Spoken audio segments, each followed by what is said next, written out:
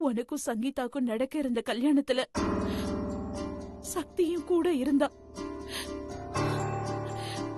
சக்தி உன் கல்யாணத்தை பார்க்க கூடாதுன்னு தான் அங்கிருந்து போயிட்டா.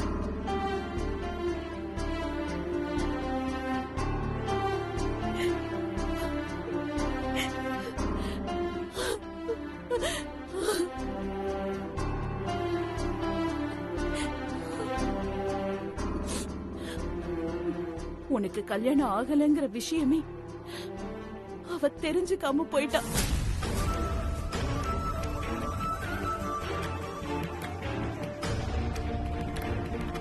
உன் கல்யாணம் நின்னு போய் சக்தி இறந்துட்டதா தகவல் வந்தப்ப நானும் சக்தி இறந்து போயிட்டான்னு தான் நினைச்சேன்.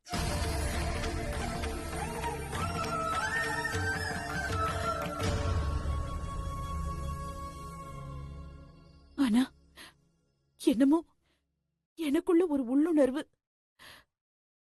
சக்தி இறந்திருக்க வாய்ப்பே இல்லைன்னு தோணுச்சு. அதனால இறந்தது சக்தி தானான்னு ஆளை வச்சு விசாரிக்க சொன்னேன்.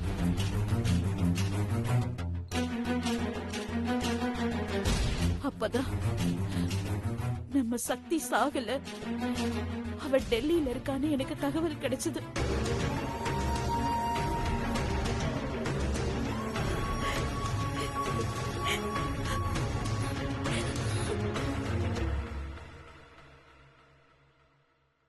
பாட்டியும் அங்க போய் சக்தியை தேடினாங்க.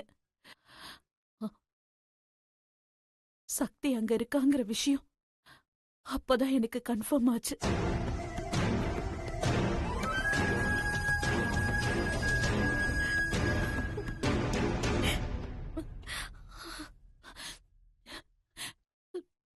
சிவா,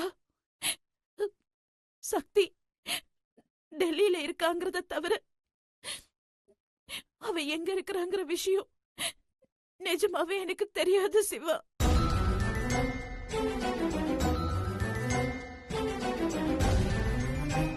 அடி பாவி, என் பொண்ணு உனக்கு என்னடி பாவம் பண்ணா?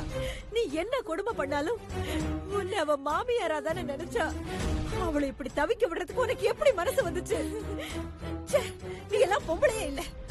உன்னெல்லாம் கொன்னா கூட என் மனசு ஆறாது. அம்மா,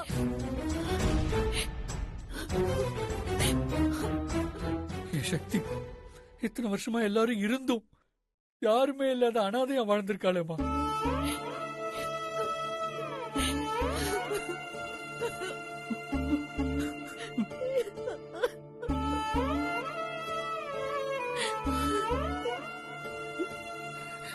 சிவா, உன்னோட சக்தி அங்க தனியா கஷ்டப்படல. அவ கூட இன்னொரு ஜீவனும் இருக்கு.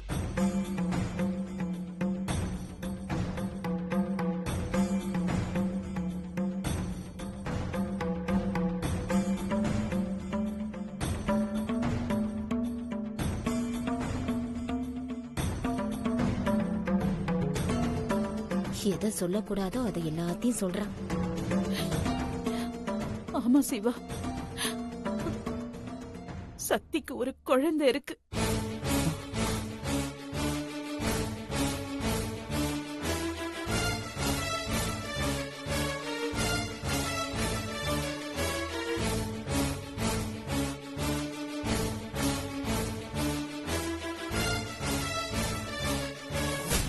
சக்தி இங்க இருந்து போகும்போது கர்ப்பமா போன.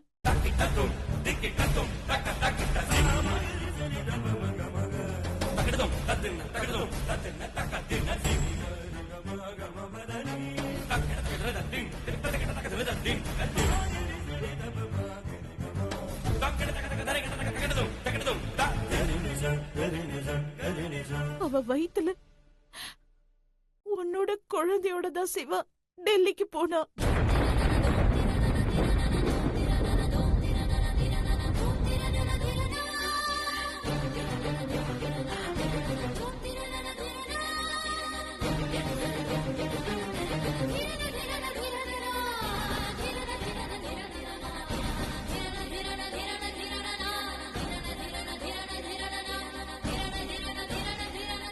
பாட்டி டெல்லிக்கு போய் சக்தியை பார்க்கும்போது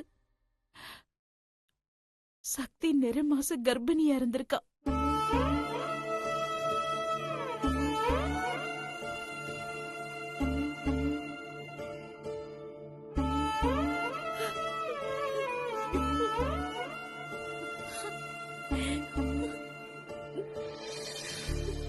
அம்மா என்னம்மா சொல்றீங்க? சக்தி கர்ப்பமா இருந்தாளா? ஆமாண்டா. சிவாவுக்கு ஞாபகம் வர வைக்க சக்தி வைத்தியர்கிட்ட ட்ரீட்மெண்ட் பண்ணிட்டு இருந்தால. கடைசி ட்ரீட்மெண்ட்ல நான் ஆளை வச்சு மருந்த மாத்தி வச்ச.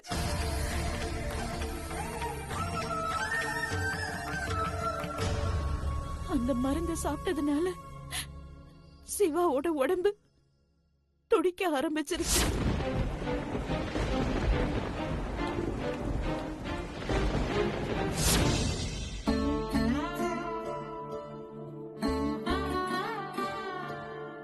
சிவா சிவா கண்ணு முழிச்சா அவனோட உயிருக்கே ஆபத்துன்னு வைத்தியர் சொன்னதுனால சிவாவோட நடுக்கத்தை நிறுத்த வேற வழி இல்லாம சக்தி சிவாவோட பொண்ணு சேர்ந்தா.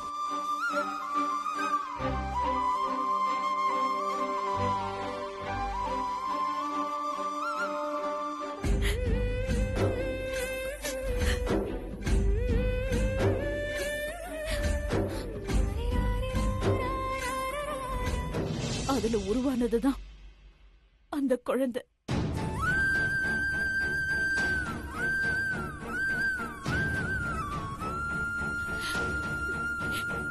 சிவா, அது அது உன்னோட குழந்தை சிவா.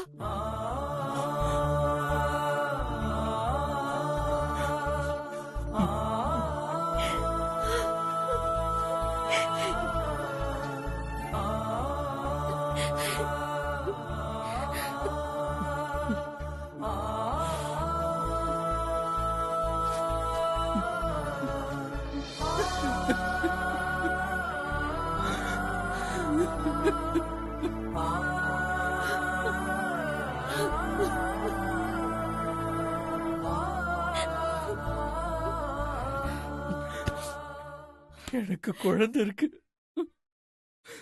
எனக்கு ஒரு குழந்தை இருக்குடா.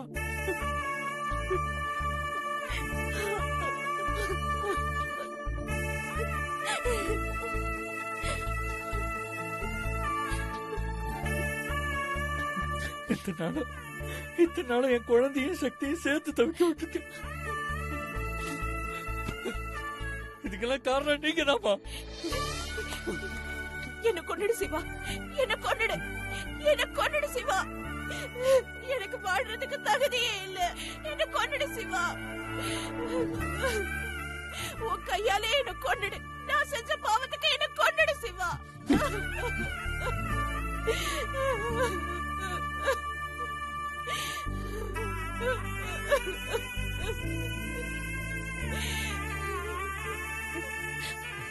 கர்ப்பமா இருக்கிற பொண்ணு உங்களால எப்படிமா தனியா அனுப்ப முடிஞ்சது?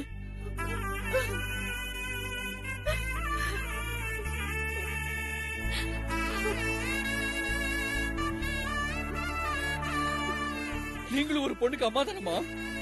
உங்க பொண்ணு அப்படி அனுப்புனா நீங்க சும்மா இருப்பீங்களா? உங்க முகத்துல முழிக்கிறதே பாவமா.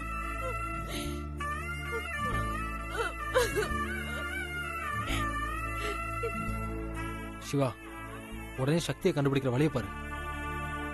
நான் எல்லா வழியிலையும் தேடி பார்த்துட்டேன் சுந்தர். பேப்பர்ல கூட விளம்பரம் கொடுத்து பார்த்துட்டேன். ஆனா சக்தி என்ன தேடி வரவே இல்லடா.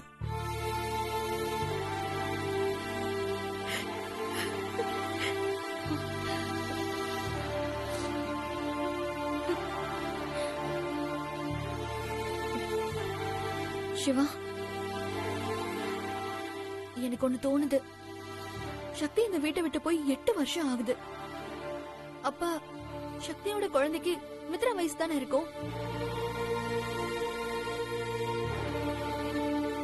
அப்ப சக்தியோட குழந்தை அந்த ஊர்ல ஏதாவது ஒரு ஸ்கூல்ல படிச்சுட்டு தானே இருக்கும்.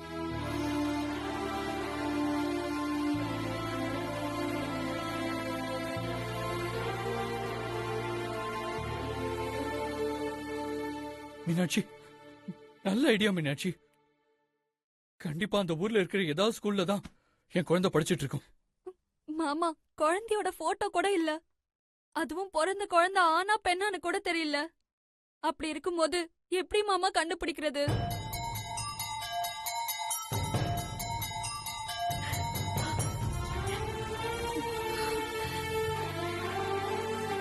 Sir, very simple. எப்படியும் சக்தி அவங்க குழந்தைய ஏதாச்சும் ஒரு ஸ்கூல்ல விட்டுட்டு போவாங்க. அந்த ஸ்கூல் வாட்ச்மேன்ல இருந்து அந்த ஸ்கூல் பிரின்சிபல் வரைக்கும் எல்லாருக்கூடயும் டச்ல இருப்பாங்க. கண்டிப்பா சக்தி எல்லாருக்கும் அடையாளம் தெரியும். சக்தியோட போட்டோ கொண்டு போய் அவங்க கிட்ட காட்டினா அவங்க சொல்ல போறாங்க சக்தி எங்க இருக்காங்க, சக்தியோட குழந்தை எதுன்னு.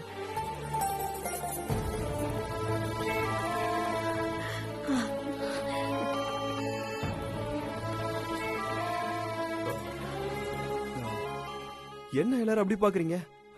இதெல்லாம் எப்படி எனக்கு தெரியும்னா, பேசிக்கா நான் ஒரு லாயர். அது மட்டும் இல்லாம என் குழந்தைக்கு இப்பவே சீட் பிடிச்சாதான் குழந்தை பிறந்ததுக்கு அப்புறம் இடம் கிடைக்கும்னு 2 ஸ்கூல்ல அட்மிஷன் வாங்கி வச்சிருக்கேன். நான் அங்க போனாலே அங்க எல்லாருக்குமே எனக்கு நல்லா தெரியும். அதை வச்சுதான் நான் இதை சொன்னேன். வெங்கட், நல்ல ஐடியா வெங்கட். சார், என்ன பாராட்டுறது இருக்கட்டும். நீங்க முதல்ல டெல்லிக்கு போய் 2 பேரையும் கண்டுபிடிக்கிற வழியை பாருங்க. ஆமா ப்ரோ, உடனே கிளம்பலாம். நானும் கூட வரேன் ப்ரோ. இல்ல சுந்தர், நீ இங்கே இரு. அங்க யோகின்னு எனக்கு ஒரு ஃப்ரெண்ட் இருக்காரு, அவரை வச்சு நான் பாத்துக்கிறேன். இங்க பாரு, நீ இங்கே இரு. நான் ஏதாவது ஹெல்ப் வேணும்னா உனக்கு கால் பண்றேன். கிளம்புறேன்டா. சரி ப்ரோ, நீ போய் குளிச்சிட்டு கிளம்பு. ஓ, ஃப்ரெஷ் அப் ஆயிட்டு போ.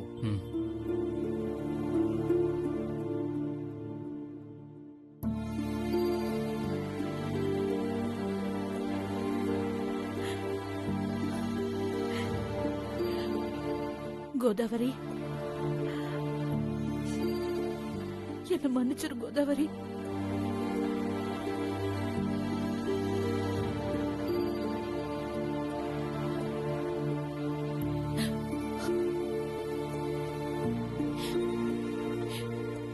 எல்லாரும் என்ன மன்னிச்சிருங்க. நான் செஞ்சது மன்னிக்க முடியாத குற்றம்தான். இருந்தாலும் தயவு செஞ்சு என்ன மன்னிச்சிருங்க.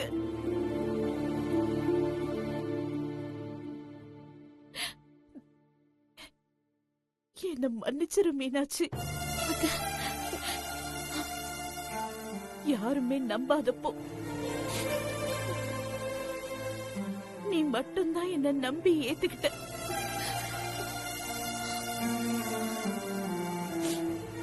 உன்னோட நம்பிக்கை வீண் போகல மீனாட்சி. நான் முழுசா திருந்திட்டேன் மீனாட்சி.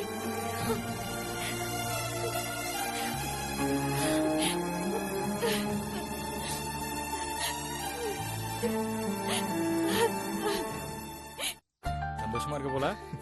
என்ன யோகி, நல்லா இருக்கியா? நல்லா இருக்கேன். நீங்க உள்ள போங்க.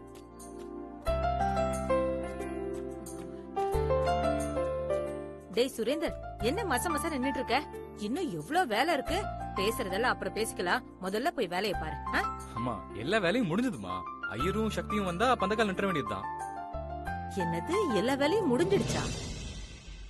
வெளியில பூத்தோரணம் போட்டவன் வீட்டுக்குள்ள போடல. என்னப்பா வேலை வாங்குறீங்க நீங்க? அம்மா, என்ன? இந்தாங்கம்மா மூட்டு வலிக்கு மாத்திரை மருந்து. ஏய், என் பையனுக்கு கல்யாணம், அதுவும் அவன் ஆசைப்பட்ட பொண்ணோட நடக்க போகுது. இந்த சந்தோஷத்துல எனக்கு வயசே குறைஞ்சிடுச்சுடி. இப்ப எனக்கு மூட்டு வலியும் இல்ல, மனக்கவலையும் இல்ல. உங்களை பார்த்தாலே தெரியுதுமா, நானும் இத்தனை வருஷமா இங்க வேலை செய்யறேன். ஆனா இன்னைக்கு நீங்க இருக்கிற மாதிரி என்னைக்குமே இருந்ததில்ல. என்னோட வேண்டுதலே என் பையனுக்கு கல்யாணம் நடக்கணும் தானே. அது இப்போ நடக்க போகுது. இதை விட வேற என்ன சந்தோஷம் எனக்கு வேணும்? ஏய், அந்த மாத்திரை மருந்துல கொண்டு போய் குப்பையில போடுமா. எவ்வளவு வேலை இருக்கு எனக்கு. பாத்தியா யோகி, உன் அம்மா உன் கல்யாணத்தால அவங்க வழியெல்லாம் மறந்துட்டு எவ்வளவு சந்தோஷமா இருக்காங்க. ஆமாண்டா, எப்படியோ இவ்வளவு தூரம் கடந்துட்டேன். இன்னும் கொஞ்சம் கடந்து சக்தியை கல்யாணம் பண்ணிட்டேன்னா என் ஆசையோட அம்மா ஆசையும் நிறைவேறிடும். ஆமா யோகி, அம்மாக்கு இதை விட பெரிய சந்தோஷம் வேற என்ன இருக்க போகுது?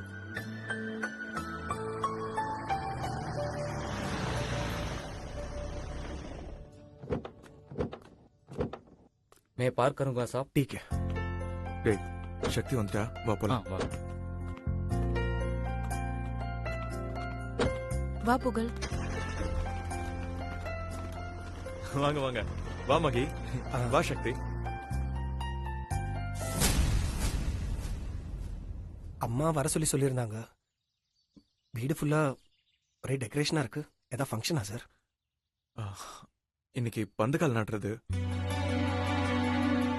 என்னது பந்தக்கால் நட போறாங்களா?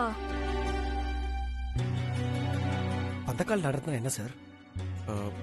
மேரேஜ்க்கு முன்னாடி நடக்கிற இந்துக்களோட சம்பிரதாய சடங்கு. இது முடிஞ்சாலே பாதி கல்யாணம் முடிஞ்ச மாதிரி தான்.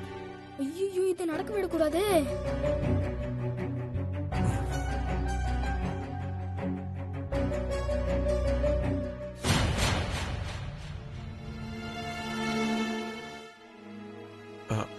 சக்தி, are you happy?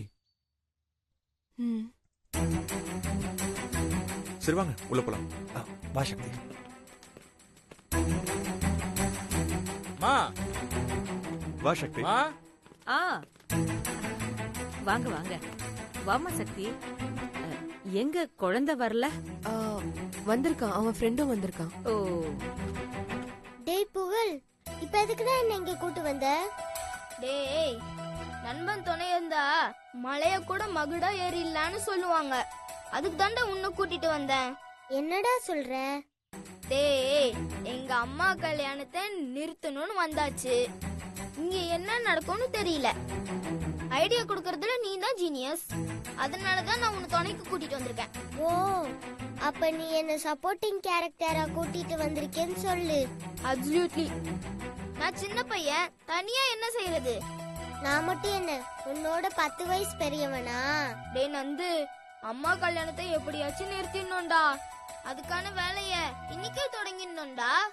பாவம்டா புகழ், நீ இந்த சின்ன வயசுல இவ்ளோ கஷ்டப்படுற. என்னடா பண்றது? பெரியவங்க ஒழுங்கா நடந்துக்கிட்டா சின்ன பசங்க நாம ஏன்டா கஷ்டப்பட போறோம்? அதுவும் சரிதான்டா. சரி, எப்படி கல்யாணத்தை நிறுத்தலாம்னு யோசி. சொல்லிட்டல, செஞ்சிடுவோம். இப்ப வா உள்ள போலாம். எல்லா ஏற்பாடும் பண்ணியாச்சு. என்ன நல்லா கிராண்டா செய்யணும்னு ஆசைப்பட்டேன். இப்படி ரொம்ப சிம்பிளா செய்யும்படி ஆயிடுச்சு. அம்மா.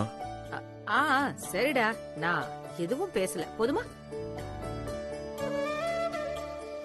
எப்படியோ கல்யாணம் நடந்தா போதும். சக்தி மாதிரி ஒரு பொண்ணு நம்ம வீட்டுக்கு மருமகளா வரான்னா சிம்பிளா கோயில்ல வச்சு தாலி கட்டினா கூட போதும். அதுக்காக தான் நான் இவ்ளோ பண்ணிருக்கேன். வா வா வா புகழ். இது யாரு, உன் ஃப்ரெண்டா? ஆமா. சார், அதான் எல்லாரும் வந்தாச்சு. ஃபங்க்ஷன் ஆரம்பிச்சிடலாமா? எல்லாரும் வந்தாலும் இன்னொரு முக்கியமான ஒருத்தர் வர வேண்டியது இருக்கு. யார் சார் அது? என் அத்தை. அவங்க தான் இந்த வீட்டுக்கு எல்லாமே.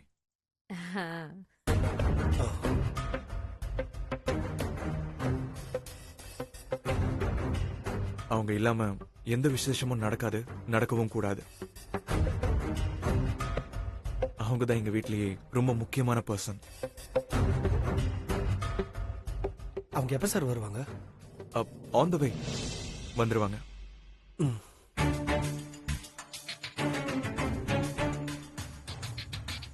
டே நந்து, கேட்டியா? யோகியோட அத்தை தான் இந்த வீட்டுக்கு எல்லாமே வா. அவங்கள டார்கெட் பண்ணா இந்த கல்யாணம் நிக்கும். சோ அவங்கள வச்சுதான் ஏதாவது பிளான் பண்ணி இந்த கல்யாணத்தை நிறுத்தணும். எனக்கும் அதான்டா சரின்னு தோணுது.